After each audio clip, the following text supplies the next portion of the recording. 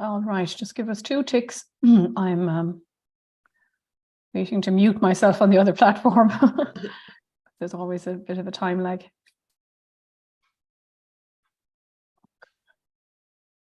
Okay, so welcome everyone to the Irish American Heritage Museum. We're delighted to be back more or less properly. We have a full schedule of events for this month and next month. Right through December, so busy times. And we're back with our series, The Irish and this month being Oktoberfest, we said we would look at the Irish and the Germans. And we're delighted to have with us Dr. Regina Conlon, who will discuss the interactions between the Irish and the Germans, but particularly in the Northeast and in the kind of famous triangle, St. Louis and Missouri and all that. So in the second half of the 19th century, hundreds of thousands of German and Irish immigrants left Europe for America. Many settled, of course, in the Northeast, but some boarded trains to make their way west.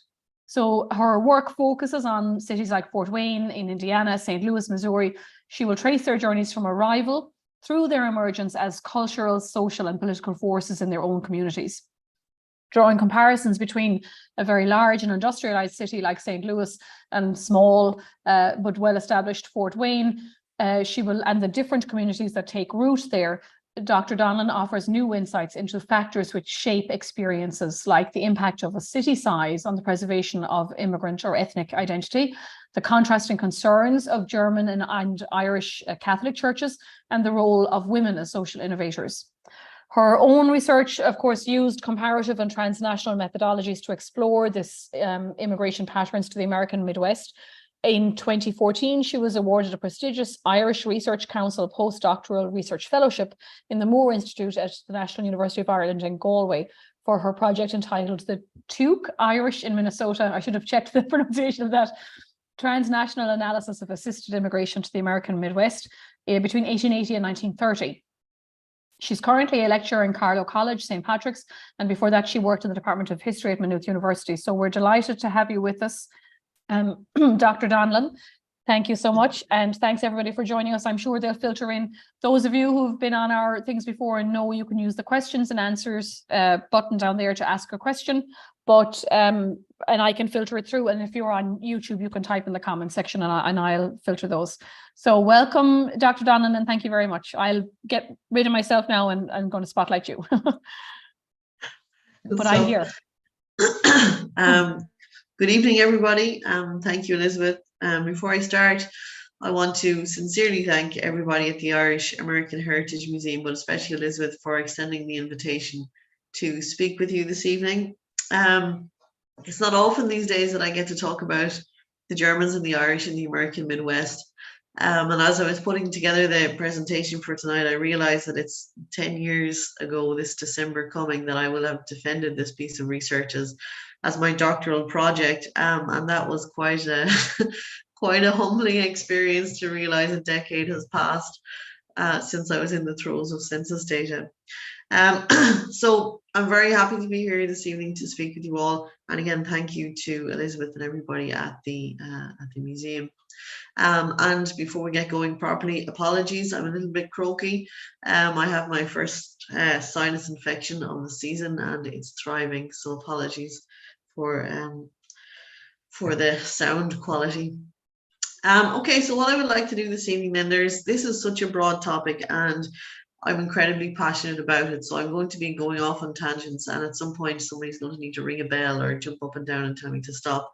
But what I intend to do, what I would like to do, is to focus on German and Irish immigration to St. Louis, Missouri and Fort Wayne, Indiana this evening. I've also looked at Toledo, Ohio, St. Paul, Minnesota.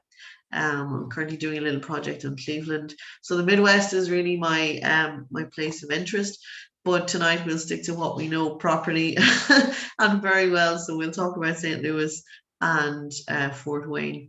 And I want to look at these. So essentially we're talking about 4 communities here. The German community in St. Louis, the Irish community in St. Louis, and their 2 counterparts in Fort Wayne as well. So we have 4 immigrant communities to think about. And I would like to look at those really just through 2 particular contexts. One is the economic context, and the other is the social context. So without further ado, I guess we should probably get moving. Just the cover picture there is actually the only contemporary picture I could find related to immigration that included both Germans and Irish immigrants in it. And I was really hoping Palgrave would choose this as the cover picture for the book, but alas, they didn't. So, okay, so the central research question then underpinning this entire project was and is, what are the economic, social, cultural, religious, political, and gendered experiences of Irish and German immigrant communities in the Midwest in the second part of the 19th century? So that in itself is quite broad, but a broad question is good sometimes because it gives you all these pillars on which to build the research. And so as I started out, then basically I had a structure to follow because I wanted to examine these communities under all of the, or through all of these different lenses. So I had to refine it down a little bit further then, and within each of these particular themes, if you like, there were subsections about, you know, for example, in the chapter on women, I was looking at economic experience, but also the experience of marriage and that sort of thing. So there's really a whole host of different angles that I was interested in. But what we will consider tonight in this presentation is who the immigrants were in relation to their cities. So obviously they are arriving from Europe. Thomas Archdeacon says or estimates that immigrants would spend approximately 7 years on the East Coast and then make their way towards the Midwest. It took them approximately 7 years, he argues, before they were acculturated enough, before they were confident enough in the American system and in the American way of life, before they would take that leap and migrate further west. But actually what I found is this certainly does apply to the Irish. They take their time, they're step migrants all the time, they're taking smaller steps, you know, maybe New York to Cleveland, then maybe down into St. Louis at that point.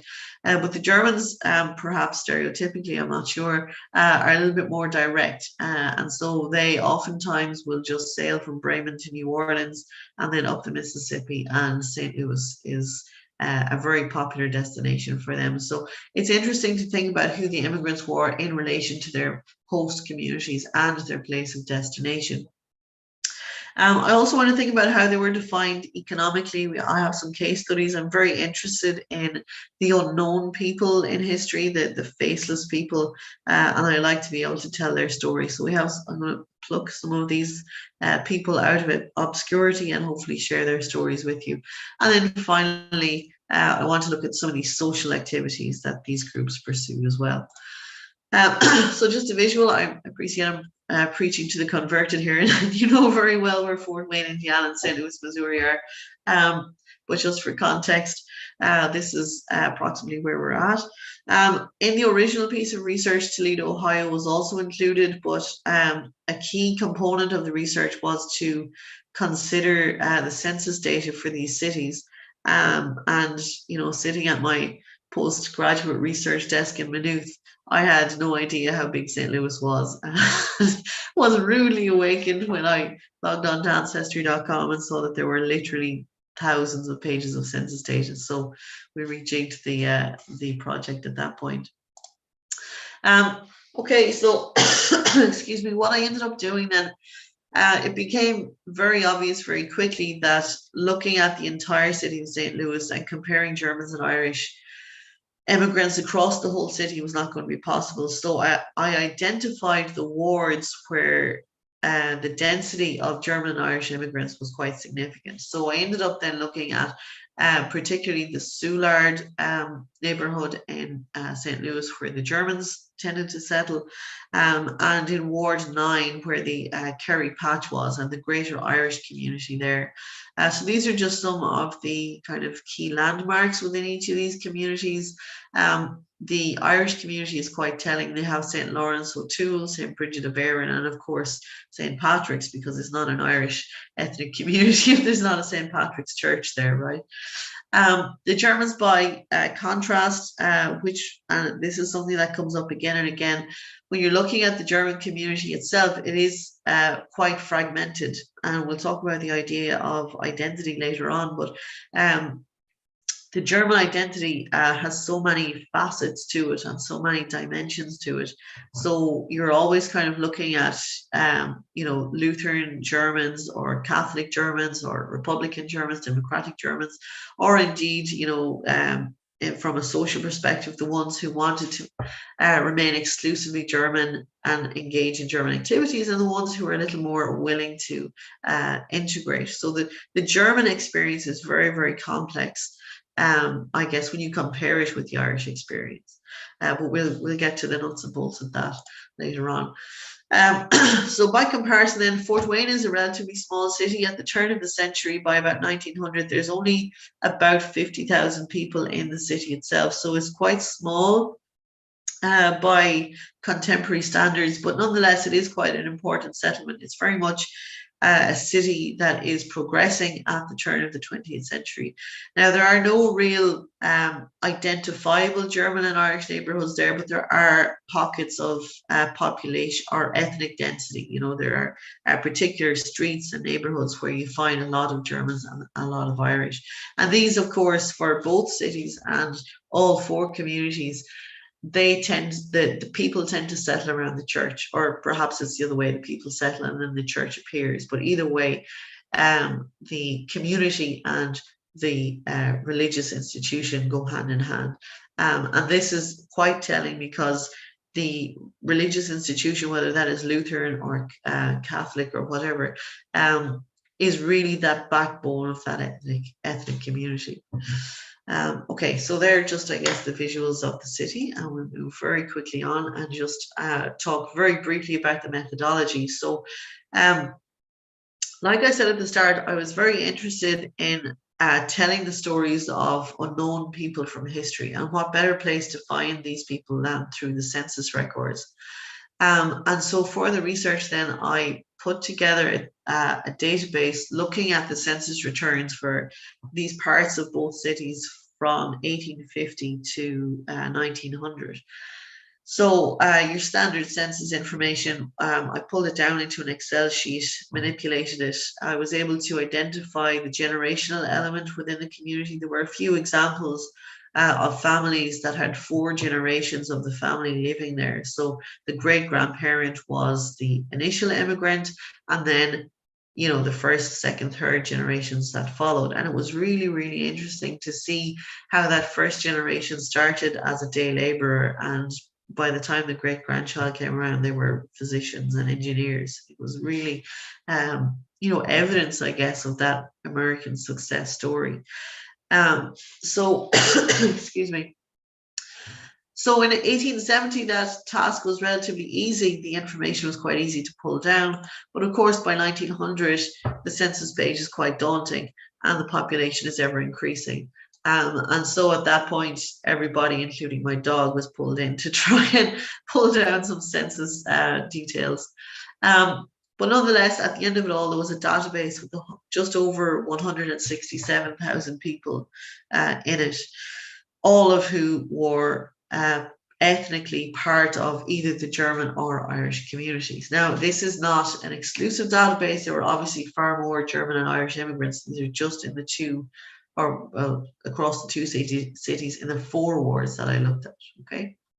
So the census then forms the backbone. It provides information about the economic strategies of these communities, the economic welfare of these communities, but it also tells us information about their religion, about their education, about their marriage trends, about their settlement patterns. So the census really became the backbone of this piece of research. And it was a hugely laborsome task, yes, absolutely, but a hugely rewarding enterprise as well. So I'm starting to see the benefits of it. This time 10 years ago, not so much, but on we go. So in recent years, a lot of really interesting historiography has emerged that incorporate transnational methodologies and comparative methodologies. Malcolm Campbell's comparative work is really excellent. And David Emmons as well. I was really influenced by his work as I was putting this piece of research together. And there's one, excuse me, there's one quotation from Beyond the American Pale that Emmons writes. And he says, The Irish had committed the unpardonable sin. They had left Ireland without ever leaving it behind or displacing it in their affections. And the first time I read this, it struck a chord, but I didn't realize the significance of it until I really started to compare the Irish experience with the German experience. Because the Irish, when they did settle, they really did never actually leave Ireland behind. They were settling in townland groupings, they were meeting and marrying people that they had known from the homeland, and their German counterparts are entirely different. They are migrating to this new place. They are quite enterprising in that they're, way more willing to set up a business than the Irish are. They're far more enterprising. Yes, they want to remain ethnically exclusive, but that link to the homeland really does start to dissipate over, even within the immigrant generation itself, over, say, a decade or a decade and a half, that link to the homeland starts to disappear. Well, that's not the case for the Irish, and that's a really interesting component of the Irish immigrant identity. Okay, so excuse me, briefly then some context about each of the cities. So in and around a third of both St. Louis County and Allen County were of foreign birth. And in St. Louis County, for example, 30% were either German or Irish born. And this is reflected in the city itself.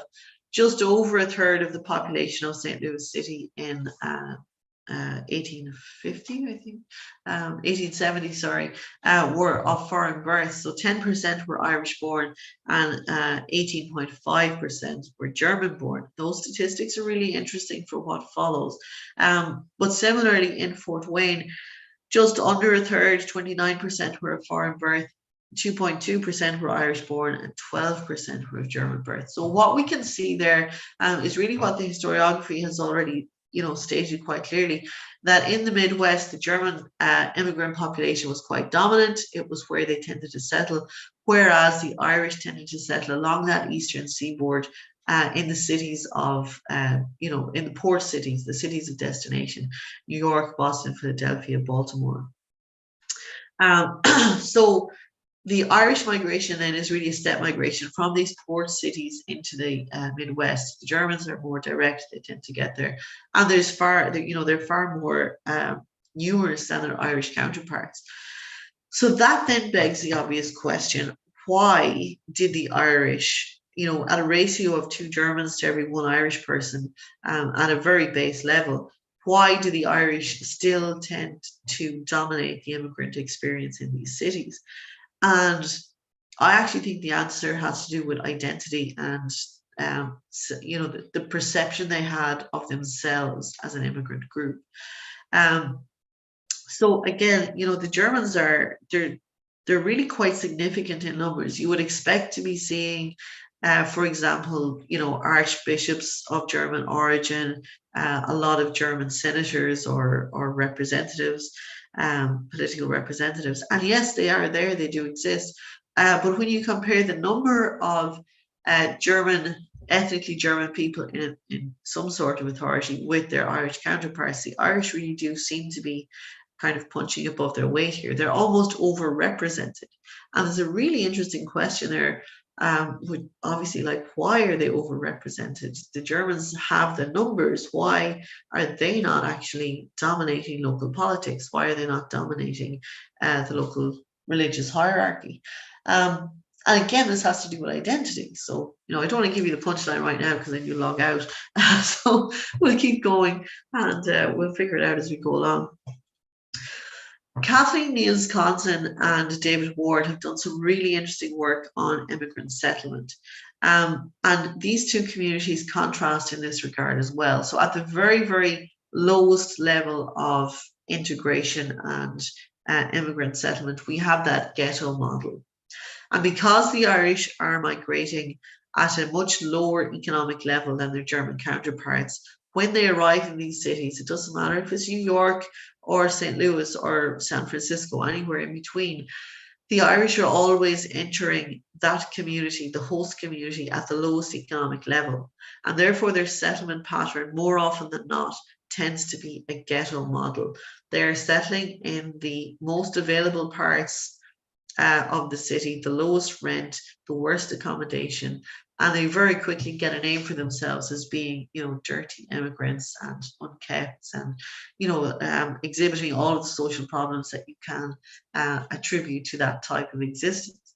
What's really interesting, though, is when you look at the Germans who settle at the same time in the same place, they are settling in more of an ethnic community model.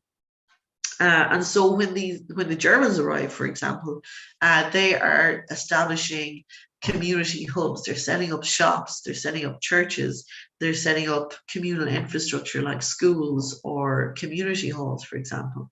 And arguably, or well, my argument at least for this is that they are more economically self-sufficient upon departure in Germany than the Irish are. And so if they're arriving to America with more money, they have greater means to establish an ethnic community. But if you look at this over the course of a 50-year period, what you actually see is that by 1900, the Irish have actually, for the most part, moved out of the Kerry Patch, and they themselves have moved out further out of the city where the real estate is more valuable. The reputation is certainly much better. They moved to an area, predominantly an area called Dogtown. I think it was clay mines to the north of the city. Excuse me, and that's where they settled. But the Irish leave that ghetto model, and then once they start to become a little bit more affluent, they start to get some money, a little bit of pride in their ethnic identity, and they start to move out of the central business district, the downtown area. They too then start to settle in this ethnic community model as well. And so I would argue then that it's actually a process based on what your circumstances are at the point of departure. And that's arguably why a transnational study is really important, because you can look at the immigrants once they arrive, absolutely, but you need to consider as well what the experience was before they left, because obviously that will impact the experience they have when they arrive. Anyway, this is one of the tangents, I promise you. Back to the Kerry Patch. So the Kerry Patch emerged in 1842 when a group of immigrants from Kerry, bizarrely, settled on a piece of commons land just north of the central business district, just north of the downtown area. Very, very quickly developed into a slum, and it was essentially governed according to the clan structures that you could find in places like the Blasket Islands and Kerry. So the Kerry Patch, for example, had its own king. They were part of the Sheehan clan, or the Sheehan family. And this was a hereditary title that kind of went down through 3 generations of Sheehans. And there was a mild hiatus there where Corkman, of all people, became the king of the Kerry Patch. It was quite an extraordinary time for everybody. But eventually then Jack Sheehan reassumes the title, and he is the last king of the Kerry Patch. But because the area is quite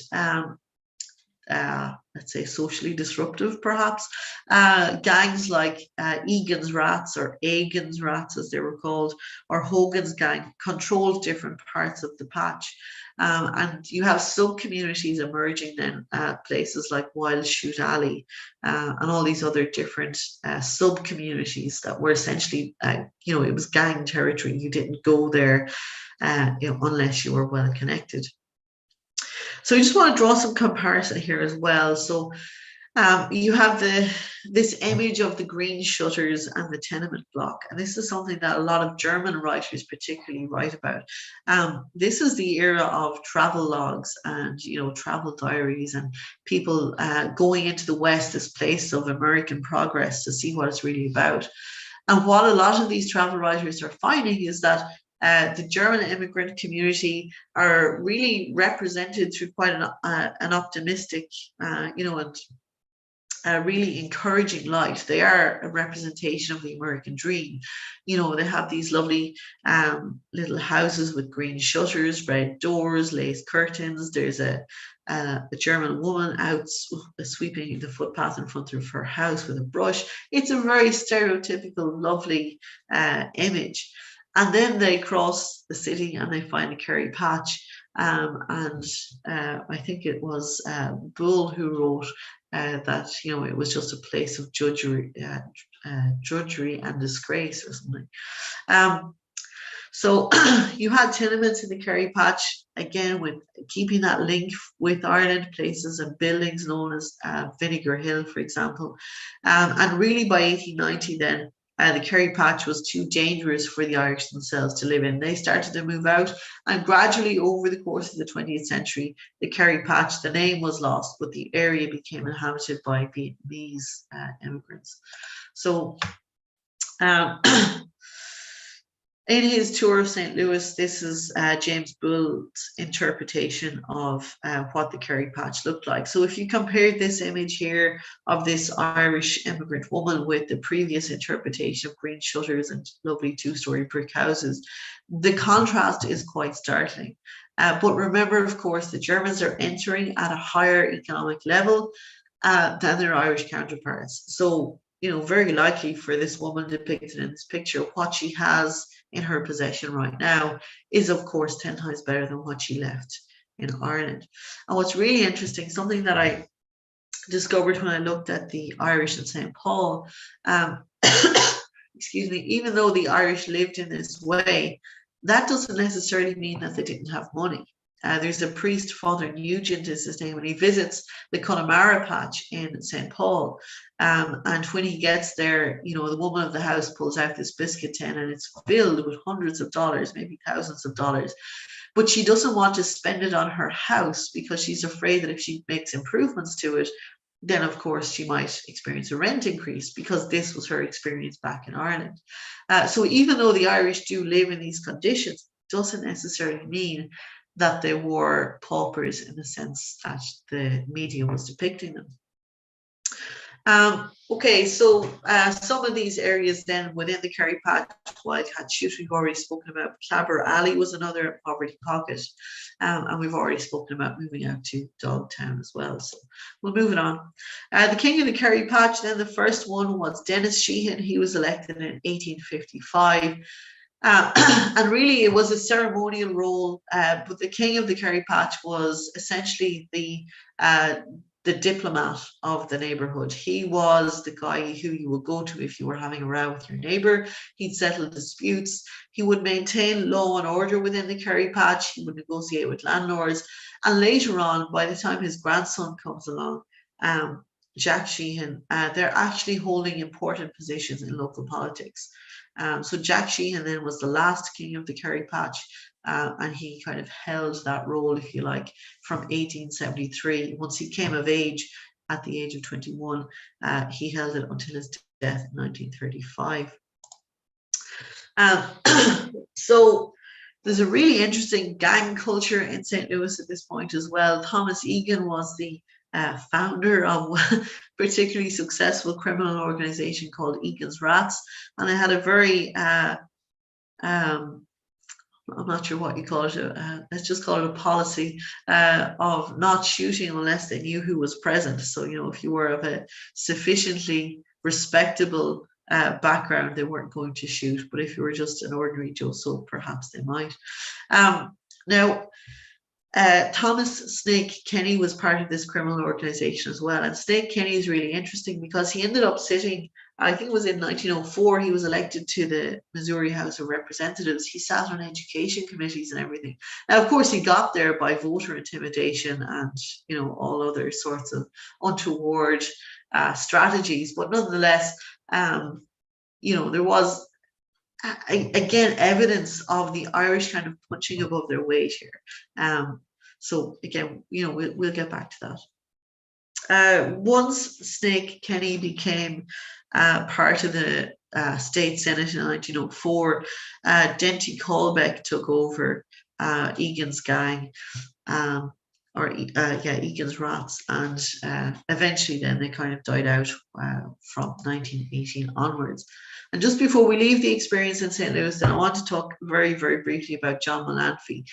The Malanphy name is synonymous with the Irish in St. Louis. He was St. Louis's first millionaire. It literally happened overnight. They were of Irish descent, but what's really interesting for me was the social enterprise that this family embarked on. So they gave money to all of the different churches. And you can see there excuse me, that they provided money for St. Louis's first hospital in 1840. They gave money to orders of nuns so that, you know, different types of asylums, foundling asylums, orphan asylums could be set up.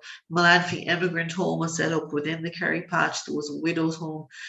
So they really had a very important link with the Irish community of Irish descent himself, obviously John Melanphy. He had 8 children, and every one of them had this social conscience to try and make the city a bit better for their Irish counterparts. Okay, so moving on then, very quickly to the economic element of this. So the database then shows that there were 593 occupations recorded in St. Louis, and 419 of those were pursued by the immigrant generation itself. So there's quite a very, there's a very broad range of occupation and job availability in St. Louis during this period. By contrast, 171 different job descriptions were recorded in Fort Wayne for the same period. So if we graph that and break it down into the census categories, excuse me, what we'll see is that for the most part, Irish immigrants are involved in domestic and personal service. Now, this is interesting and somewhat misleading because every woman, once she was married, was recorded as keeping house. So that will obviously confine her to domestic service. And before she got married, more often than not, she was working as a domestic servant. So that perhaps overinflates it. But my actual issue with this categorization in the census is that also public service occupations like firemen, policemen, all of these type of public-facing jobs were also classed as domestic and personal service. So the Irish appear to be overrepresented here. But what I did in the piece of research was actually break it down.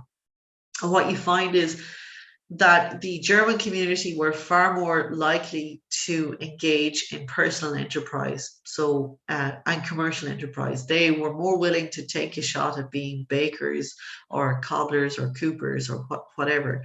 But the Irish wanted that security, perhaps from lack of skill. You know, let's be honest about it, they were largely unskilled laborers. But still, the Irish had that public-facing dimension. They were more likely to be policemen or firemen, for example. Okay. Now, of course, there are exceptions to the rule. There are Irish entrepreneurs and there are German policemen, but for the most part, to employ some type of trend here, that I guess is why those two categories are so high. Okay, so we'll move on fairly quickly.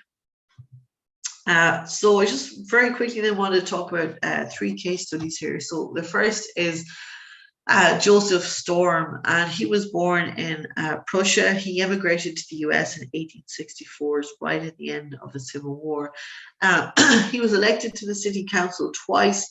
He didn't come from any particular, well-off family. He just was quite well known within the community. There was a German political machine as well, but it just wasn't as well-oiled as the Irish machine.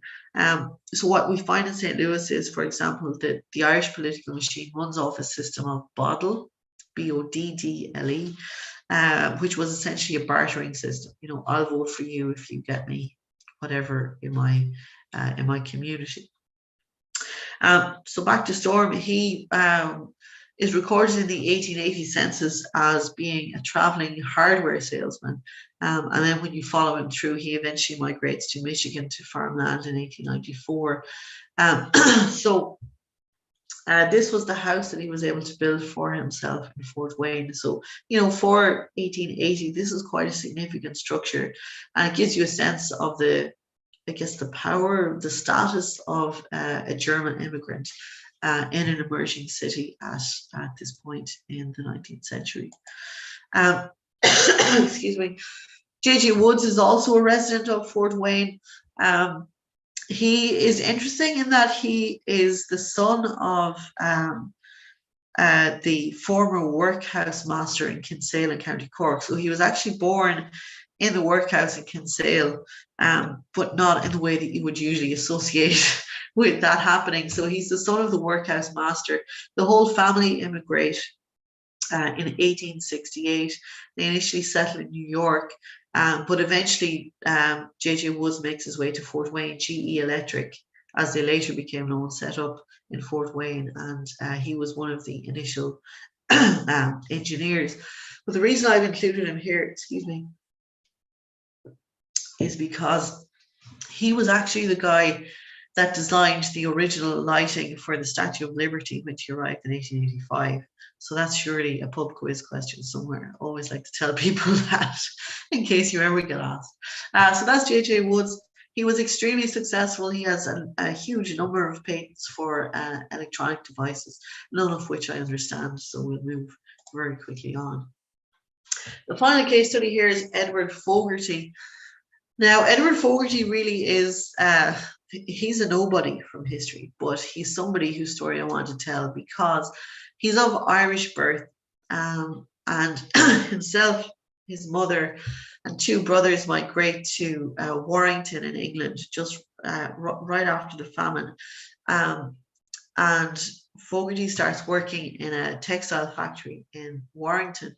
We find them in I forget the name of the parish now, but it's in a Catholic parish just north of Liverpool. He's there with his mother. Now something happens. I think perhaps his younger brother dies in an industrial accident at this point, but the family decide to leave. So their first migration is from Ireland over to Warrington. They spend a couple of years there working, gathering enough money to ensure that they had passage to America. And sure enough, they make their way to Fort Wayne, where they appear in the 1870 census. And what's really interesting is Edward, his mother Catherine are there, and they're living with Charles Fogarty, who is actually Edward's paternal uncle. So I haven't been able to piece the story fully together, but you know, a decent guess at this story would be that Edward's father died somehow, perhaps as a result of famine, perhaps in an industrial accident. But nonetheless, that link with his father's family was maintained. Charles Fogarty is his paternal uncle living in Fort Wayne. You can imagine that conversation, the letters going over and back, come to Fort Wayne, it's an emerging city, you know, spend a couple of months getting your fare together. I'll meet you in New York, I'll bring you across. You can almost kind of hear the story evolve. So then relatively young Edward Fogarty arrives in Fort Wayne. They settle at 14 South Harrison Street, and by 1900 then he actually has his own business. He's a blacksmith by trade. Sorry, 1875 he's a blacksmith by trade, and he has a really successful business. By 1900 he's looking for people to join his business. He's taking on apprentice blacksmiths. I just think he's a real success story, working in a textile factory outside Liverpool at the age of 12. You know, to have that experience, that step migration, he really is a personification of an Irish immigrant moving to chase that American dream at this particular point in time. Okay, so keeping an eye on the time then. Oh God, okay, better move it on very, very quickly. So methods of integration then. The Irish basically were any type of social activity they did was somehow linked to the church, whether that was football or the Purgatorian Society or, you know, the Total Abstinence Society. The Irish social and cultural activity was somehow linked to the church. And perhaps that had something to do with trying to improve the image. Perhaps that had something to do with trying to preserve Catholicism, even develop Catholicism. But you very rarely find a truly secular Irish social activity. The Germans, by contrast, again, were split down the middle here to the extent that you could call them Vereinsdeutsche, so club Germans, or essentially secular Germans, or Kirchendeutsche. And Kirchendeutsche were obviously people that were quite linked to the church, had their social activity and social outlet from there. So these are just two pictures to kind of exemplify that fact. This is the St. Teresa's soccer team from St. Louis in 1890. And this is the Turnverein drill session from the St. Louis Turnverein. At this point as well, Vater Jan, who was a really influential German he wasn't an immigrant. He was essentially the German equivalent of Father Matthew, except he was more interested in mind and body. And so he really kind of influenced the emergence of healthy mind, healthy body, and the Germans really took this on board. And so these gymnastic societies were quite popular across all parts of the German immigrant world. The Purgatorian Society that was in St. Bridget of Erin's Church in St. Louis, I have to mention because this is just the best money-making activity I've ever seen.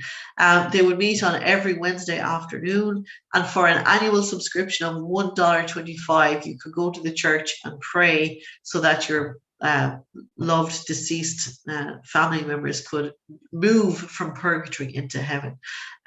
So with your good prayers and your annual donation, you could get them out of purgatory, get them into heaven. So it would be very profitable for those who practice it. So we'll just leave that there and move it along. The Ancient Order of Hibernians obviously was really important, still is a really important organization for the Irish diaspora. And so they were evident in both cities as well. And there was a ladies' auxiliary of this, which is actually quite hard to find, but the Irish ladies of Fort Wayne were really industrious in this regard. There was a ladies' auxiliary to the AOH in Fort Wayne. Mrs. Maroney was the president. Okay, so looking at that German experience, then there was a lot of discussion about whether or not women particularly should be allowed to establish their own gymnastics class. And the German male community were quite exercised about the fact that women would in fact want to exercise themselves. So this could only take place then if there was a male instructor, which, you know, fair enough, I guess. And the women had to be conservatively dressed. So, you know, you needed to be full top to toe, fully clothed and all the rest of it. So the first Turin Verein then emerged on the 17th of June, 1850. They practiced a variety of sports like running, jumping, lifting, swimming, fencing, and of course gymnastics, which still exist in a lot of places. But they really became social hubs. They had libraries, they had meeting rooms, they had bathing rooms, and they were these cultural hubs. And really, really importantly, the Turin Verein provided a place where the German language could be nurtured, could be preserved, and could be, you know, spread from one generation to the next. So yes, on the face of it, they're really important for keeping fit, healthy mind, healthy body, but their function to the German society is far more cultural. It has far more to do with remaining culturally exclusive in a melting pot of ethnicities.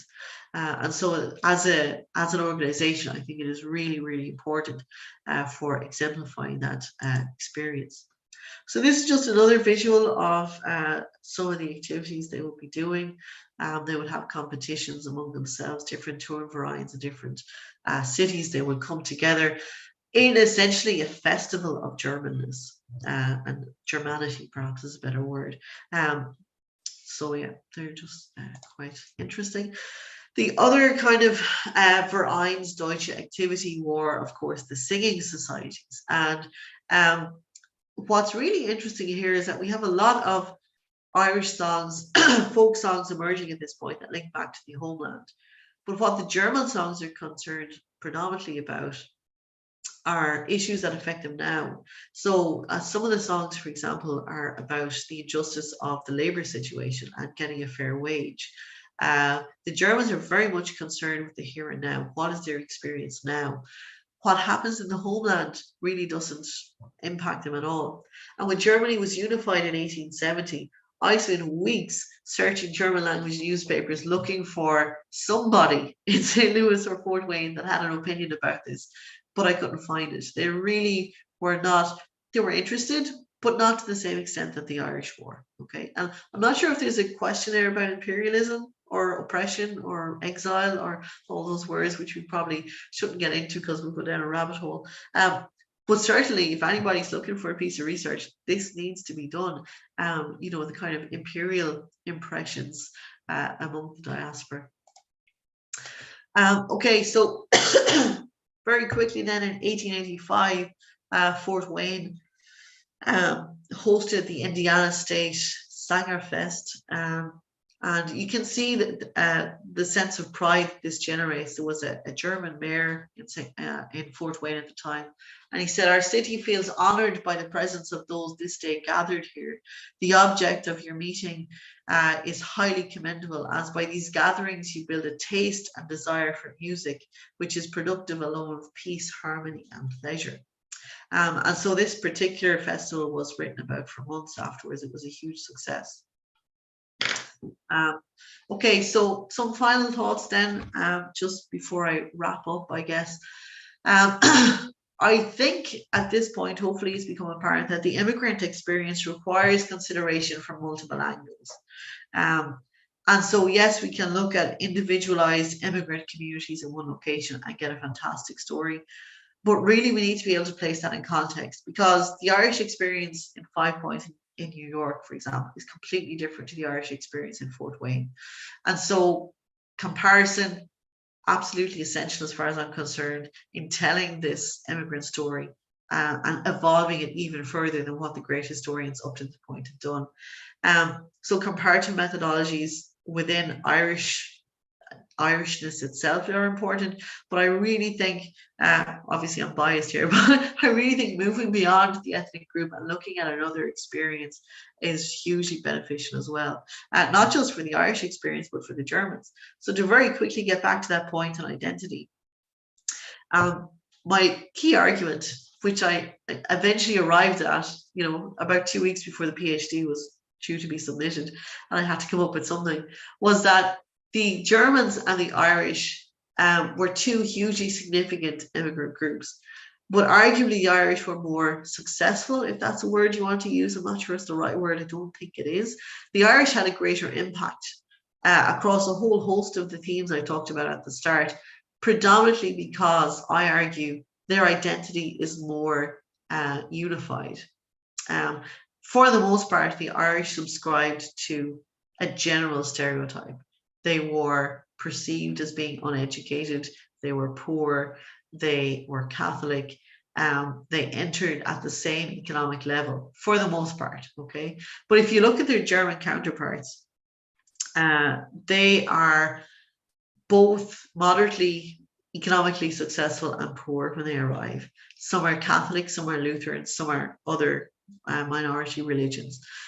Some have a very awakened sense of political aspirations. Some very clearly support the Republican Party from the word go, some very clearly are Democrats. They're split culturally. They have regional identities. If you look at the census, even into the 1880s, after unification, you still find the earlier immigrants identifying as Bavarian or Prussian rather than German. So regional identity is really important for German immigrants. And so when you think about all the different facets of German identity, it's almost impossible to suggest that they could all speak with one voice for the one cause, which is arguably what their Irish counterparts managed to do. Of course, the Irish were very closely shepherded here by the Catholic Church and guided by the Catholic Church. So maybe there's an argument there as well. But at the end of it all, I think the Irish have a far more unified ethnic identity and ethnic purpose than their German counterparts. It's not to say they were right, the Germans were wrong, or vice versa. It's just two completely different immigrant experiences. And it's only through comparison and transnationalism that we can actually reach that conclusion. So thank you very much. Apologies I talked for so long. But yeah, if there's any questions, I'd love to answer them. No, I think that was brilliant. I'm sorry, Regina, that you had to do all the talking with your sore throat. I think we're both recovering from something. It's fascinating for me because my own work was on the Irish and Germans in New York between 1880 and 1924, and I reached a lot of the same conclusions, which is funny. But I think it's, I think you're right that the diversity within the German community. So in New York, we had 1/3 Jewish, 1/3 Catholic, and 1/3 some form of Protestant. And the language, barrier. Most Irish, of course, spoke English. So there isn't a whole pile of, getting together kind of. In New York, they do get together during the 1916 Rising because of World War I, so I went a little bit, I guess, later than you too. And still that was in very pockets, in pockets. And then later again into the 20th century, there's intermarriage, I suppose, between the various Catholics, and it doesn't matter as much. But I thought it was fascinating what you discovered. So those of you who were on, if you want to ask a question through the Q&A, you'll have to type it. You may be able to unmute yourself and ask a question, but I'll go ahead. I took loads of notes, so I'm looking to know. Did you, Regina, like how long does the German language last with that immigrant community and into the second and third generation? Is that what keeps them a little bit separate, do you think? Yeah, absolutely. But they very much wanted to be separate. And you can see this especially in Fort Wayne. So, and again, the size of the city matters here. I didn't really speak that much about it, but there are far more opportunities to integrate in St. Louis because it's a bigger city. Right. So really the second generation is bilingual. The third generation is largely predominantly English speaking first, with German in their heritage. But if you look at Fort Wayne, the Germans actually walk out of a church service in, I think it's somewhere around 1875, because there's English speaking people in the congregation, and they just go and set up St. Mary's for themselves. They were very, very much focused on maintaining their Germanity. So in a smaller city, it seems that ethnic identity is far more important. The way of being ethnically exclusive for the Germans was their language. And that was first and foremost what they wanted to protect. And that's really interesting because for the Irish, what they seem to want to protect is Catholicism. But for the Germans, they want to protect the language. And so, even up until 1920, I think there's a German language newspaper in St. Louis. And actually, it is in St. Louis. They actually introduced German as part of the public school curriculum in St. Louis in the early 20th century. Wow, so it's really embedded. Like language for the Germans is so important. And the way in New York, for example, you have the Irish county societies, like the County Sligo Society or whatever. There's none of that I could find, at least in the Midwest, in the two cities in the Midwest that I've looked at. I think there are in Cleveland, all right. But in St. Louis, there's no county society to speak of. It's really, that regional identity doesn't matter as much, it seems, for the Irish. It's about preserving Catholicism and making sure that you have an Irish Catholic priest. There's actually a priest in St. Louis, a guy called Father Thomas Bonacum, and he spoke. He was of Irish descent, I think from County Kerry originally, but actually trained in Bavaria, so he's bilingual. And he's one of these few characters that actually can kind of reach both communities, because intermarriage between the Germans and the Irish in St. Louis was very, very, very, very sparse. I don't think there was any example in Fort Wayne whatsoever. Intra-ethnic marriage was very important. Yeah, absolutely. Like the Irish women especially, and I don't know if it bore out, in your research, but we talk all the time about the Irish girls coming on their own. So like Irish women in New York City are marrying Chinese men and African American men, not in massive numbers, but enough that they're documented. You know what I mean? Particularly that's downtown. Yeah, that's what I found as well. The Irish women, they'll marry anybody. Well, I have to say, given your work on the entrepreneurship, like that's exactly, Chinese men probably owned, like a laundry or a restaurant or an importing business. So they're kind of marrying up, even though it's outside of their group, in the mid 19th century, I mean, for the Irish. But that's not happening in Fort Wayne or St. Louis. That's amazing. Yeah, so I mean, there are examples of intermarriage where Germans marry Irish or whatever, and then kind of other ethnicities are represented as well. But that immigrant generation itself, for both of them, want to marry. If you're born in Ireland, you want to marry an Irish, and you find that down into the second generation as well. They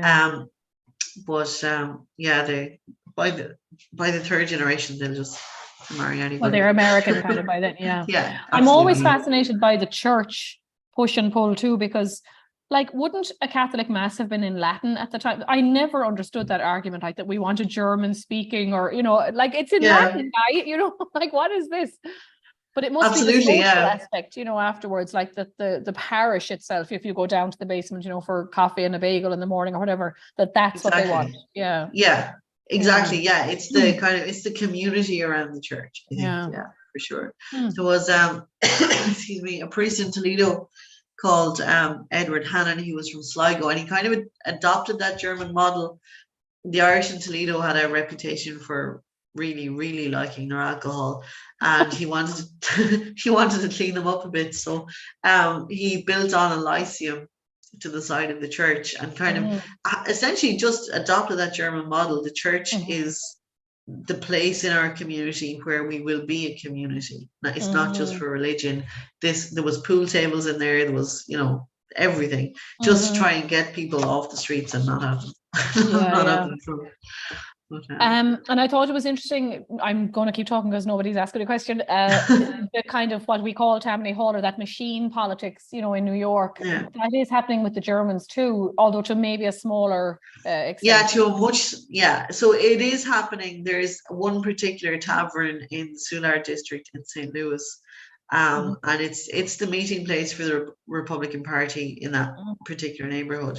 And you can see, like, there's one guy who kind of he's recruited, will you vote for so and so? Oh, I will, if he gets my son a job.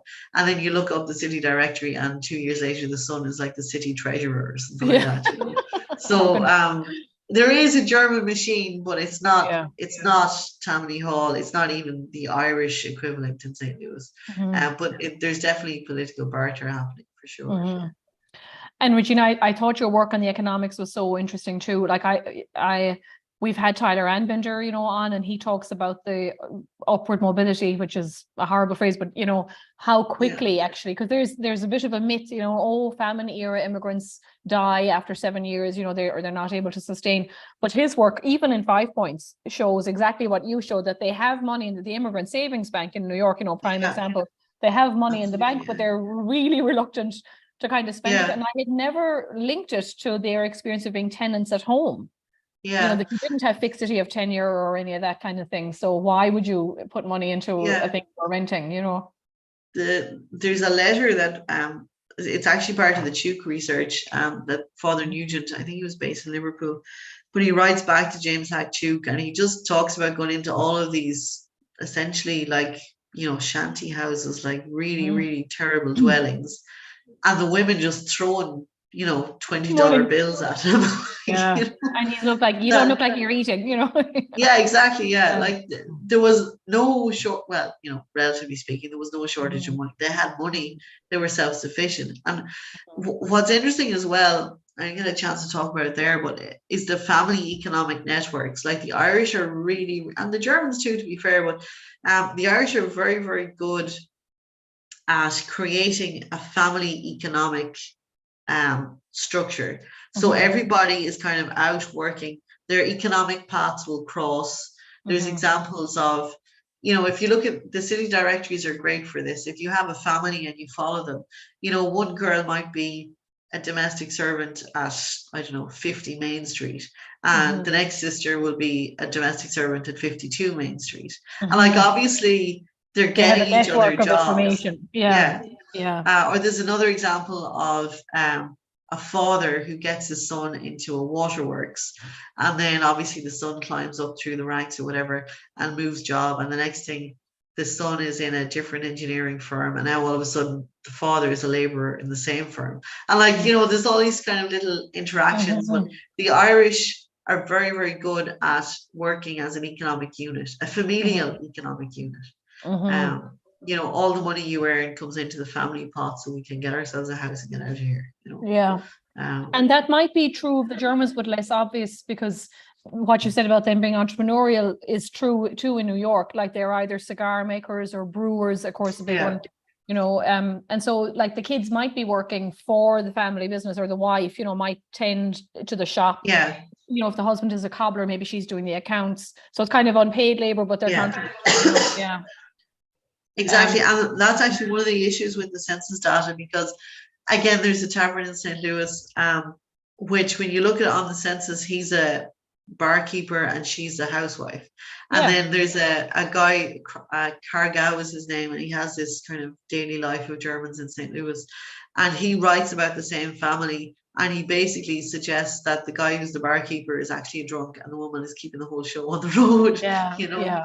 Which must happen but more often than not. exactly. You know? But you know, the census is such a rigid document, you can't get that detail from it. Yeah. Yeah. So I know your research probably stopped, well, the book stopped at 1900, but did you look at a little bit, you know, to do with prohibition maybe, or certainly World War One, like do the Germans, because we see it in the rest of the country, you know, during World War One, with the Irish as well, like this asking for neutrality, and then, you know, the anti-colonialism, there must have been a bit of a backlash to Germans in the Midwest, you know, during that time. Yeah.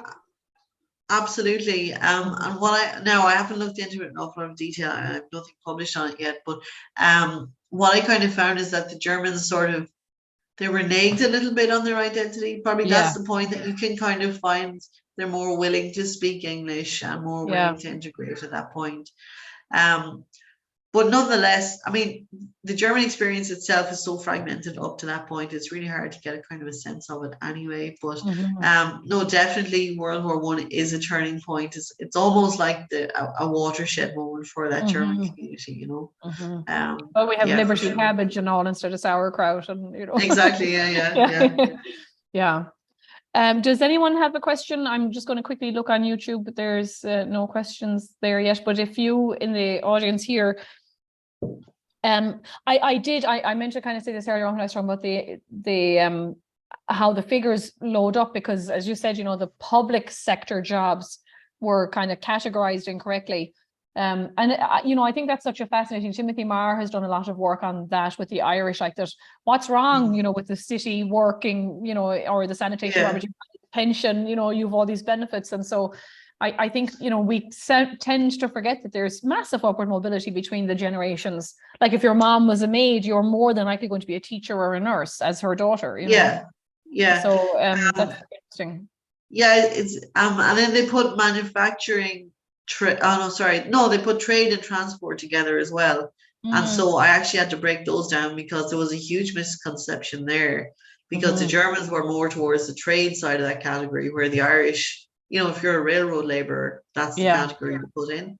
So they had to be separated as well. But absolutely, like there's no shame whatsoever in being a policeman, you know. And especially again, like when you think about the transnational journey here, you know, if you have a child born in 1848, they immigrate in 1850, he's, you know, that child is a famine child, essentially, who now 10 or 15 years later is able to have that level. And like, that's a, you know, a public facing job, firefighter, policeman, whatever. That's quite a prestigious job within the Irish community itself. So even the upward mobility for that person is quite significant, you know. Yeah, in his own lifetime.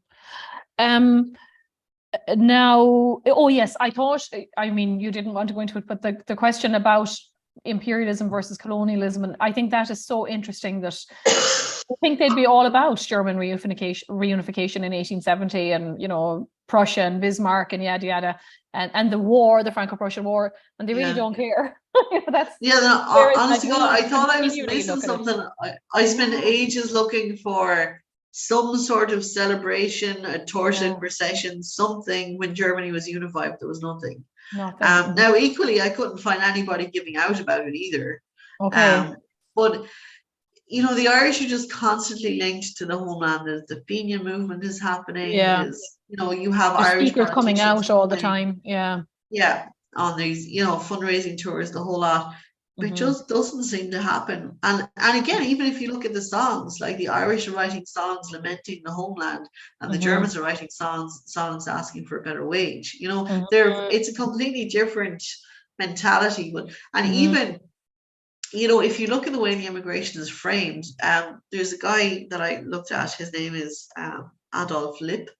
And in order for him to leave, I think he was in Rhineland-Pfalz was his kind of state. But when he leaves, he has to get a document to say that he's no longer a citizen of that state. So he's essentially nationless in the 19th century, which to me was quite astonishing. Like, the 19th century is a century of nationhood, and here's this guy reneging his nationality, essentially. You know, he got this document to leave, and now he's no longer a citizen there, so he's citizenless, and he's going to the United States.